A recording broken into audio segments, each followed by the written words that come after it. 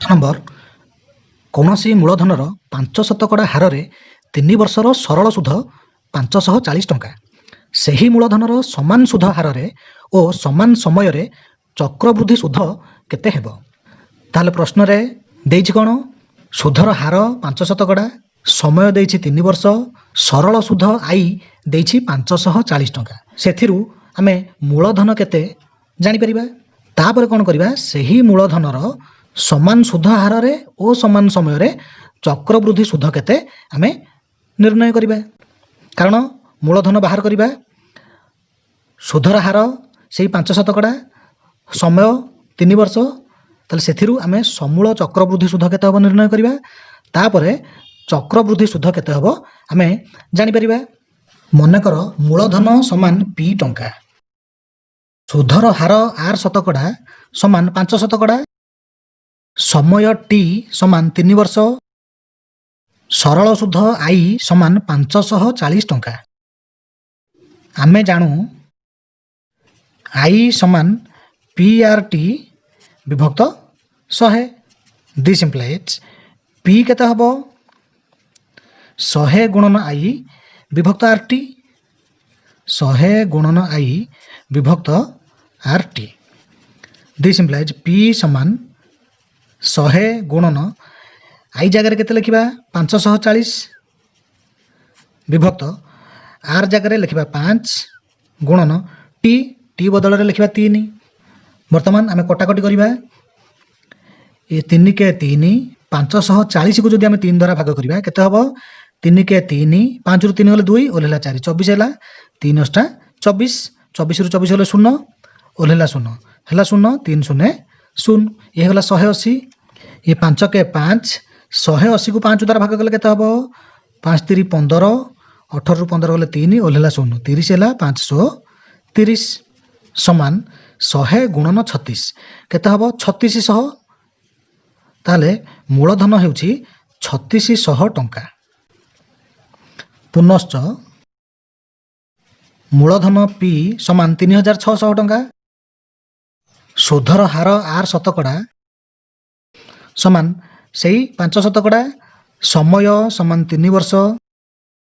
ଏଠି ଆମେ ଚକ୍ରବୃଦ୍ଧି ସୁଧ କେତେ ନିର୍ଣ୍ଣୟ କରିବା? ସୁଧ ଦେୟ ସମୟ ଦେଇନାହିଁ, ତା ମାନେ ଗୋଟେ ବର୍ଷରେ ଥରେ ସୁଧ ହିସାବ ହେବ, 3 ବର୍ଷରେ 3 ଥର ସୁଧ ହିସାବ ହେବ। ତାହେଲେ n ହେବ 3, ଅର୍ଥାତ୍ n ସମାନ 3। ଅତଏବ ସମୂଳ ଚକ୍ରବୃଦ୍ଧି ସୁଧ A ସମାନ P whole into 1 plus R/100 to the power n is equal to P ଜାଗାରେ ଲେଖିବା 3600 ହୋଲ୍ ଇଣ୍ଟୁ 1 ପ୍ଲସ୍ R କେତେ? 5, ତେଣୁ 5 ବିଭକ୍ତ 100 ଟୁ ଦ ପାୱାର 3 ସମାନ 3600 ହୋଲ୍ ଇଣ୍ଟୁ 1 ପ୍ଲସ୍ ଏ 5 ବିଭକ୍ତ 100 ଯାହା 1 ବିଭକ୍ତ 20 ସେଇଆ। କାରଣ 5କୁ 5 ଦ୍ୱାରା ଭାଗ କଲେ 1, 100କୁ 5 ଦ୍ୱାରା ଭାଗ କଲେ 20, ତେଣୁ 5 ବିଭକ୍ତ 100 ବଦଳରେ ଆମେ ଲେଖିଲେ 1 ବିଭକ୍ତ 20 ଟୁ ଦ ପାୱାର 3 ସମାନ 3600 ହୋଲ୍ ଇଣ୍ଟୁ, ଏଠି ହର ରହିଛି 20, ତାହେଲେ 1 କହିବା ଯାହା 20 ବିଭକ୍ତ 20 କହିବା ସେଇଆ। 20 ବିଭକ୍ତ 20 ମିଶାଣ 1 ବିଭକ୍ତ 20 ହେଇଯିବ 21 ବିଭକ୍ତ 20, ତେଣୁ 21 ବିଭକ୍ତ 20 ଟୁ ଦ ପାୱାର 3 ସମାନ 3600 ଇଣ୍ଟୁ 21 ଗୁଣନ 21 ଗୁଣନ 21 ବିଭକ୍ତ 20 ଗୁଣନ 20 ଗୁଣନ 20। ଗୋଟେ ଶୂନ କଟିଲା, ଗୋଟେ ଶୂନ କଟିଲା। ଇଏ 2 କେ 2, 36କୁ 2 ଦ୍ୱାରା ଭାଗ କଲେ 18, ଏ 2 କେ 2, ଏ 18କୁ 2 ଦ୍ୱାରା ଭାଗ କଲେ 9, ଆଉ କଟାକଟି ହୋଇପାରିବ ନାହିଁ। ତାହେଲେ ସମାନ 9 ଗୁଣନ 21Q ବିଭକ୍ତ 20, 9 ଗୁଣନ 21Q, 21Q କେତେ ହେବ? 9261 ବିଭକ୍ତ 20 ସମାନ 9 ଗୁଣନ 9261, ଇଏ କେତେ ହେବ? 83349। ତାହେଲେ 83349 ବିଭକ୍ତ 20 ସମାନ 20 ଚଉ 80, 83ରୁ 80 ଗଲେ 3, ଓହ୍ଲେଇଲା 3, 33 ହେଲା।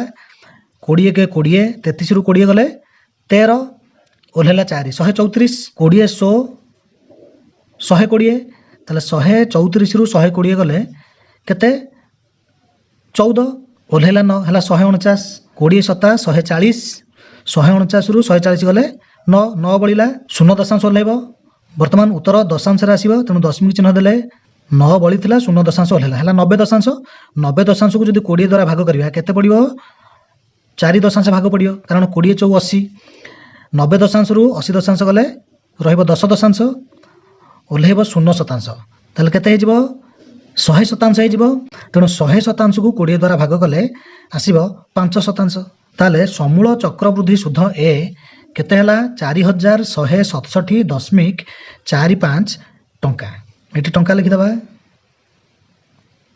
ଆମର ସମୂଳ ଚକ୍ରବୃଦ୍ଧି ସୁଧ ହେଇଗଲା 4167 ଟଙ୍କା 45 ପଇସା ଆମେ କ'ଣ ନିର୍ଣ୍ଣୟ କରିବା ଆମେ ଚକ୍ରବୃଦ୍ଧି ସୁଧ କେତେ ହେବ ନିର୍ଣ୍ଣୟ କରିବା ଅତଏବ ଚକ୍ରବୃଦ୍ଧି ସୁଧ ସମାନ ଏ ମାଇନସ୍ ପି ସମୂଳ ଚକ୍ରବୃଦ୍ଧି ସୁଧରୁ ମୂଳଧନ ବିୟୋଗ କଲେ ଆମେ ଚକ୍ରବୃଦ୍ଧି ସୁଧ କେତେ ପାଇଯିବା ସମାନ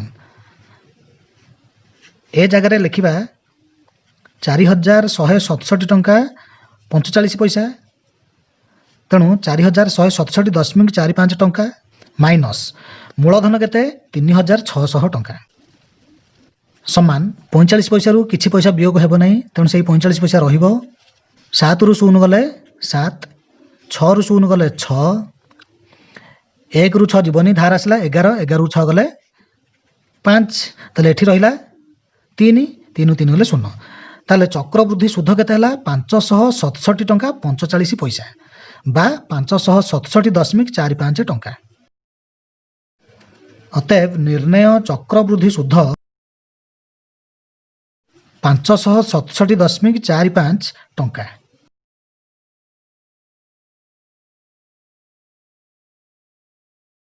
9 ନମ୍ବର କୌଣସି ମୂଳଧନର 10% ହାରରେ 3 ବର୍ଷରେ ଚକ୍ରବୃଦ୍ଧି ସୁଧ ଓ ସରଳ ସୁଧର ପାର୍ଥକ୍ୟ 93 ଟଙ୍କା ମୂଳଧନ ନିର୍ଣ୍ଣୟ କର ମନେକର ମୂଳଧନ ସମାନ ପି ଟଙ୍କା ଆମେ ମୁଁ ଚକ୍ରବୃଦ୍ଧି ସୁଧ କେତେ ହେଉଛି ନିର୍ଣ୍ଣୟ କରିବି ତାପରେ ସରଳ ସୁଧ କେତେ ହେଉଛି ନିର୍ଣ୍ଣୟ କରିବା ତାପରେ ତାଙ୍କର ପାର୍ଥକ୍ୟ 93 ଟଙ୍କା ଦେଇଛି ସେଥିରୁ ଆମେ ପାଠ କରିବା ମୂଳଧନ ପି ଟଙ୍କା ସୁଧର ହାର 8% ସମାନ 10%। ସମୟ ଦେଇଛି 3 ବର୍ଷ ଅର୍ଥାତ୍ n ସମାନ 3 ବା ଆମେ ଲେଖିପାରିଥାନ୍ତେ ସମୟ n ସମାନ 3 ବର୍ଷ କାହିଁକି କାରଣ ଏଠି ସୁଧ ଦେୟ ସମୟ ଦେଇନାହିଁ ତା ମାନେ ବର୍ଷକେ ଥରେ ସୁଧ ହିସାବ କରାଯିବ 3 ବର୍ଷରେ 3 ଥର ସୁଧ ହିସାବ କରାଯିବ ଅତଏବ ସମୂଳ ଚକ୍ରବୃଦ୍ଧି ସୁଧ ଏ ସମାନ P whole into 1 plus r/100 to the power n ସମାନ P whole into 1 plus r ବଦଳରେ ଆମେ ଲେଖିବା 10 ବିଭକ୍ତ 100 ଟୁ ଦ ପାୱାର 3 କାରଣ n ଯାହା 3 ସେଇଆ ସମାନ P ହୋଲ୍ ଇଣ୍ଟୁ 1 ପ୍ଲସ୍ ଏ 10 ବିଭକ୍ତ 100କୁ ଲଘିଷ୍ଠ ରୂପରେ ପ୍ରକାଶ କଲେ ହେଇଯିବ 1 ବିଭକ୍ତ 10 ତାହେଲେ ଟୁ ଦ ପାୱାର 3 ସମାନ P ହୋଲ୍ ଇଣ୍ଟୁ এই 1 ଯାହା 10 ବିଭକ୍ତ 10 ସେଇଆ ଇଏ ହେଉଛି 1 ବିଭକ୍ତ 10 ତାହେଲେ 10 ବିଭକ୍ତ 10 ମିଶାଣ 1 ବିଭକ୍ତ 10 ହେଉଛି 11 ବିଭକ୍ତ 10 ତାହେଲେ ହେଇଗଲା 11 ବିଭକ୍ତ 10 ଟୁ ଦ ପାୱାର 3 ସମାନ P ହୋଲ୍ ଇଣ୍ଟୁ 11 କ୍ୟୁ କେତେ 1331 ବିଭକ୍ତ 10 କ୍ୟୁ କେତେ 10 କ୍ୟୁ ହେଉଛି 1000 ତାହେଲେ ସମାନ 1331 P ବିଭକ୍ତ 1000 କାରଣ P ଏ ଲବ ସହିତ ଗୁଣ ନେଇଯିବ ତାହେଲେ ସମୂଳ ଚକ୍ରବୃଦ୍ଧି ସୁଧ ହେଉଛି ଏତିକି ଚକ୍ରବୃଦ୍ଧି ସୁଧ କେତେ ହେବ ଅତଏବ ଚକ୍ରବୃଦ୍ଧି ସୁଧ ସମାନ ସମୂଳ ଚକ୍ରବୃଦ୍ଧି ସୁଧ ମାଇନସ୍ ମୂଳଧନ ଏ ବଦଳରେ ଏଇଟା ଲେଖିବା 1331 P ବିଭକ୍ତ 1000 ମାଇନସ୍ ମୂଳଧନ ସେଇ P ସମାନ ଆମର ଲସ୍ ଆଗକୁ 1000 ଆସିବ ଇଏ 1000 ୟାର ହର ହେଉଛି 1 ତାହେଲେ ଲସ୍ ଆଗକୁ ଆସିଲା 1000 हर बदलनी तेणु लव बदल ना ये गला 1331p माइनस यार हर थिला एक है 1000 ताले 1000 गुणन होती ये लबर 1000 गुणन करवा ताले 1000 गुणन पी 1000p समान 1331p माइनस 1000p केते हो 331p विभक्त ये रही 1000 ताले चक्रवृद्धि सुध हो गला 331p विभक्त 1000 एति टंका। वर्तमान आमे से p टंका मूलधन रे सरल सुध केते होची देखिबा। पुनश्च मूलधन समान p टंका सुधर हार 8 शतकड़ा समान 10 शतकड़ा समय t समान 3 वर्ष। अतएव सरल सुध आई समान PRT विभक्त 100 समान P गुणन R जगह लिखा 10 गुणन T जगह लिखा 3 विभक्त 100 गोटे शून कटिला ताले समान 3P विभक्त 10 ताले सरल सुध हो गला 3P विभक्त 10 टंका। प्रश्नानुसार ये चक्रवृद्धि सुध और सरल सुध मध्य पार्थक्य हूँ 93 टंका। ताले प्रश्नानुसार 331p विभक्त 1000 माइनस 3p बाई 10 केते हबो 93 टंका हबो। 331p विभक्त 1000 माइनस 3p विभक्त 10 समान 93। दिस इम्प्लाइज ये 1000 और 10 लस आगु हम 1000 तेणु विभक्त 1000 यार हर 1000 लस आगु 1000 है बदली ना तेणु लभ बदल ना से 331p रहिबो माइनस यार हर थिला 10 लस आगु 1000 ताले केते गुणन होती 100 गुणन होती 10 गुणन 100 1000 तेणु लबर 100 गुणन करवा ताले 3p गुणन 100 हो 300p समान 93। This implies 331p minus 300p केते हबो 31p विभक्त 1000 समान 93। दिस इम्प्लाइज 31p केते हबो 93 गुणन 1000। दिस इम्प्लाइज p केते हबो 93 गुणन 1000 विभक्त 31 ये 31 p सहित गुण नहीं कितला तेणु दक्षिण पार्श्व गला हरण हो ये 31 के 31 31 3 93 ताले समान 3 गुणन 1000 3 गुणन 1000 केते 3000 ताले p हे गला 3000 टंका। अतएव निर्णय मूलधन 3000 टंका।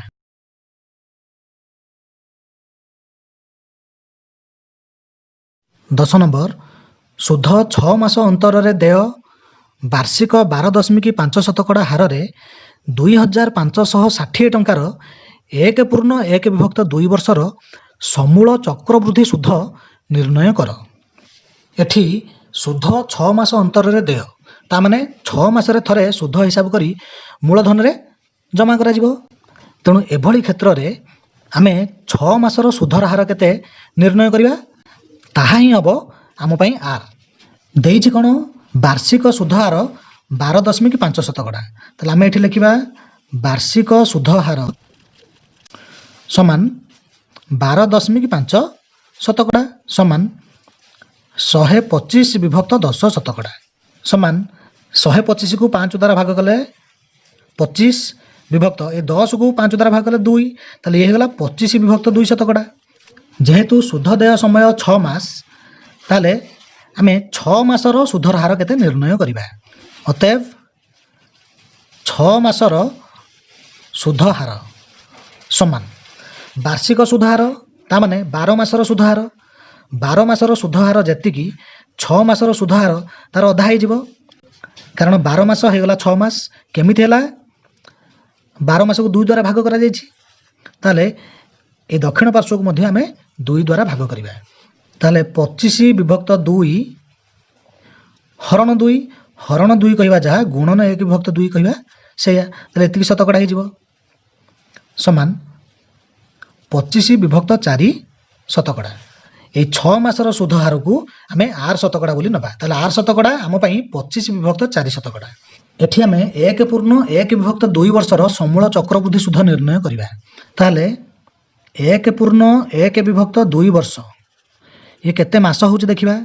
1.1 वर्ष ता माने 1 वर्ष मिश्रण 1.2 वर्ष 1 वर्ष ला 12 मास ये 1.2 वर्ष केते 6 मास ताले हे जो 18 मास। এই 18 ମାସରେ ସୁଧ କେତେ ଥର ହିସାବ ହେବ ଆମେ ବର୍ତ୍ତମାନ ନିର୍ଣ୍ଣୟ କରିବା। 6 ମାସରେ ଗୋଟେ ଥର ସୁଧ ହିସାବ ହେଉଛି, ତାହେଲେ 18 ମାସରେ କେତେ ଥର ସୁଧ ହିସାବ ହେବ କେମିତି ଜାଣିବା? এই 18 ମାସକୁ 6 ମାସ ଦ୍ୱାରା ଭାଗ କରିଦେବା, ତାହେଲେ 18 ମାସ ବିଭକ୍ତ 6 ମାସ କେତେ ଉତ୍ତର ହେବ 3। ତେଣୁ 3 ଥର ଆମର ସୁଧ ହିସାବ ହେବ। 3ଟି 6 ମାସିଆ ଦେୟ। ତାହେଲେ ଯେହେତୁ 18 ମାସରେ 3 ଥର ସୁଧ ହିସାବ କରି ମୂଳଧନରେ ଜମା କରାଯିବ, ଏଠି n ହେଇଯିବ 3। मूलधन पी समान 2560 टंका एटा प्रश्न रे देई देछि। मूलधन पी समान 2560 टंका। सुध हार आर शतकड़ा समान 25/4 शतकड़ा। समय समान 1.1/2 वर्ष अर्थात एन समान 3 कारण ये 1.1/2 वर्ष रे आमे 3 थर सुध हिसाब करिबा। तेणु एन समान 3 जेहेतु प्रति 6 मास एकक समय। समूल चक्रवृद्धि सुध ए समान P whole into 1 plus R by 100 to the power समान पी जगह लिखा 2560 होल इंटू 1 प्लस आर केते 25/4 ताले 25/4 विभक्त 100 ए विभक्त 100 कहवा जहाँ गुणन 1/100 कहवा सैया टू द पावर 3 समान 2560 होल इंटू 1 प्लस ए 25/4 गुणन 1/100 केते हबो? ये 25 के 25 ये 100 को 25 द्वारा भाग 4 ताले ये हो 1/16। 25 के 25 ये 100 को 25 द्वारा भाग 4 तेणु 1 के 1/4/4 ताले टू द पावर 3 समान 2560 होल इंटू अच्छा 1 जहाँ 16/16 से मिश्रण 1/16 केते हो 17/16 टू द पावर 3 समान 2560 गुणन 17 गुणन 17 गुणन 17 विभक्त 16 गुणन 16 गुणन 16 ये 16 के 16 ये 2560 को 16 द्वारा भाग कले केते हबो 16 के 16 25 रु 16 गले 9 ओलेला 6 96 होला 1696 96 बोले 0 ओलेला 0 ताले 0 को वर्तमान आम 16 द्वारा भाग करिया 16 0 0 16 के 16 ये 160 को 16 द्वारा भाग कले केते 10 ए 16 को 2 द्वारा भाग कले 8 ए 10 को 2 द्वारा भाग कले 5 ताले समान 5 गुणन 17 क्यू विभक्त 8 समान 5 गुणन 17 क्यू केते हबो 4913 विभक्त 8 समान ये 5 गुणन 4913 केते हबो 24565 विभक्त 8 समान ये 24 को प्रथम 8 द्वारा भाग करिया 8 3 24 24 रु 24 गले 0 ओलेला 5 से 5 को 8 द्वारा भाग कले भागफल पड़ियो 0 कारण 8 0 0 से 5 बळिला ओलेला 6 56 होला 8 7 56 56 56 गले 0 ओलेला 5 से 5 को 8 द्वारा भाग कले 0 पड़ियो 8 0 0 से 5 बळिला ताले 3070 पूर्ण 5 विभक्त 8 एतिकी टंका। अतएव निर्णय समूल चक्रवृद्धि सुध 3070 पूर्ण 5 विभक्त 8 टंका।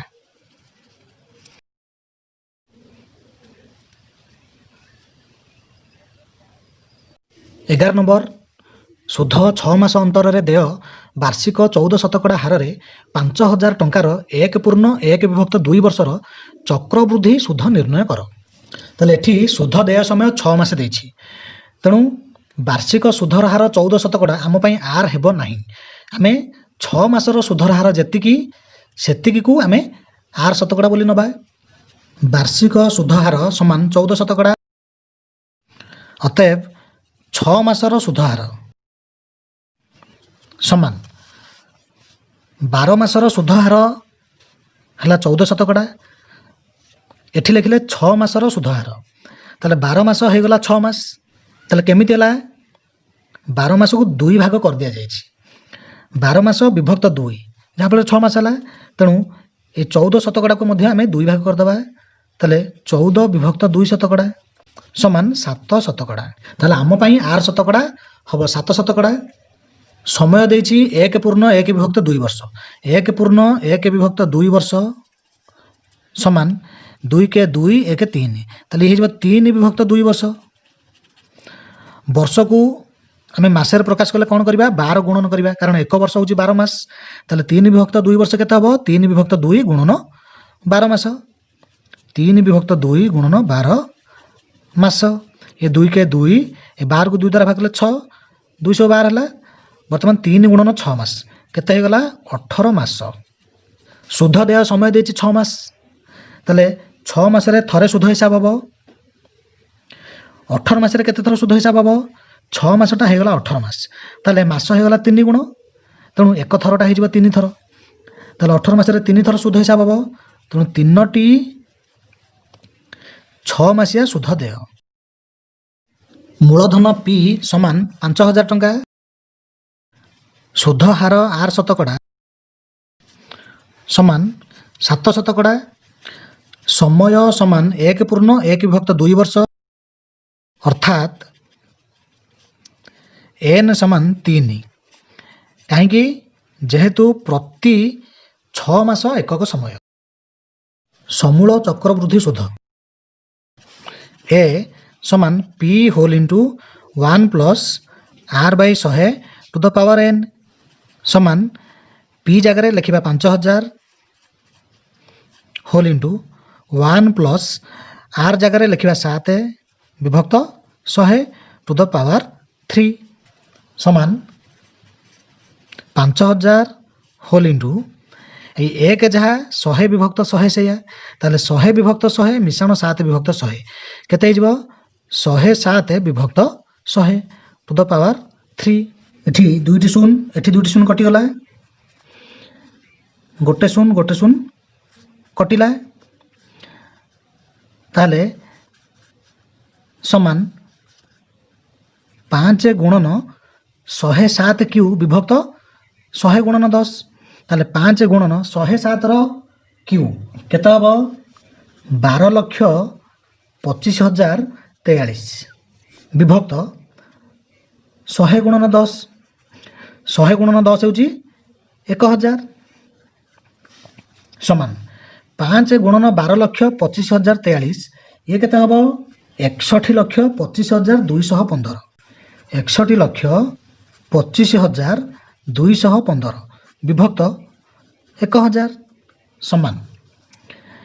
ଏଠି 3ଟି ଶୂନ ରହିଛି, ତେଣୁ ଲବ ଟିପିଦେବା ଏବଂ ତାର ଦକ୍ଷିଣ ପାର୍ଶ୍ୱରୁ 3ଟି ଅଙ୍କ ଛାଡ଼ି ଆମେ ଦଶମିକ ଚିହ୍ନ ବସେଇଦେବା।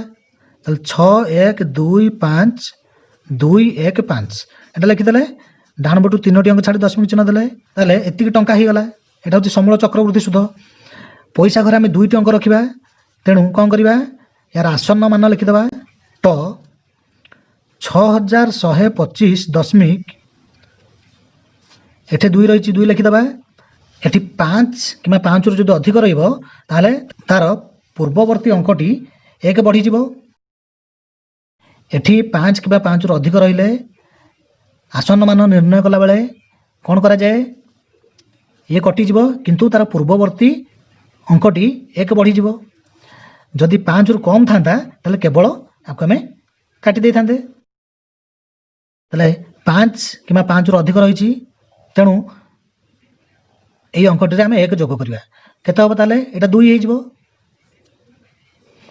ତାହେଲେ ଆମେ ପାଇଲେ 6,125 ଟଙ୍କା 22 ପଇସା। ଏଇଟା ହେଉଛି ସମୂଳ ଚକ୍ରବୃଦ୍ଧି ସୁଧ। ପ୍ରଶ୍ନରେ କ'ଣ କହିଛି? ପ୍ରଶ୍ନରେ କହିଛି ଚକ୍ରବୃଦ୍ଧି ସୁଧ ନିର୍ଣ୍ଣୟ କର। ଅତଏବ ଚକ୍ରବୃଦ୍ଧି ସୁଧ चक्रवृद्धि सुध केमिति बाहरिबो समूल चक्रवृद्धि सुधरू आमे मूलधन को वियोग करदबा जहा फल केवल चक्रवृद्धि सुध केते आमे जानि परिबा ताले ए माइनस पी समान ट 6125.22 माइनस ट 5000 समान 1125.22 टंका बा ट 1125.22 अतएव निर्णय चक्रवृद्धि सुध ट 1125.22 आंसर।